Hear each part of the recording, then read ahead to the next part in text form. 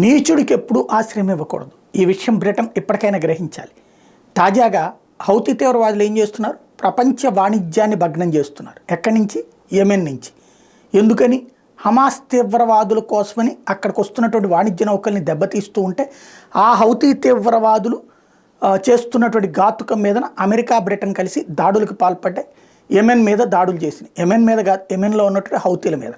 ఇప్పుడు ఆ హౌతీ తీవ్రవాదుల వలన యెమెన్ నుంచి బ్రతకలేక పారిపోయి వచ్చామంటూ నాటకాలాడుతూ బ్రిటన్లో దర్జాగా బ్రతుకుతున్న ఒక 300 మంది బ్రిటన్ ఎయిర్ బేస్ దగ్గర ఆందోళనకు దిగారు. ఎయిర్ బేస్ అంటే డైరెక్ట్గా యుద్ధ విమానాలు వెళ్ళే కేంద్రం దగ్గర ఆందోళనకు దిగారు. అంటే ఎక్కడి నుంచి యుద్ధ విమానాలు బయలుదేరుతున్నాయో కూడా తెలిసేసుకున్నారు వాళ్ళు. అక్కడ ఆందోళన ఏమని? నువ్వు యెమెన్ మీద దాడి చేయడానికి వీల్లేదు, హౌతీల మీద దాడి చేయడానికి వీల్లేదని. అంటే నిస్సిగ్గుగా ఓ పక్కన ఆ హౌతీ తీవ్రవాదుల కారణంగా బ్రతకలేకపోతున్నామంటూ యెమెన్ నుండి వచ్చినటువంటి వాళ్ళు ఇప్పుడు ఆ హౌతీ తీవ్రవాదులను కాపాడడానికి బ్రిటన్లో నాటకాలు ఆడుతున్నారంటే పరిస్థితి అర్థం చేసుకోవాలి. హమాస్ తీవ్రవాదులకు మద్దతుగా మొన్న అమెరికా బ్రిటన్లో ఆందోళనలు జరిగినాయి. హౌతీ తీవ్రవాదులకు అనుకూలంగా జరుగుతున్నాయి. హెజ్బుల్లా తీవ్రవాదులకు అనుకూలంగా జరుగుతున్నాయి.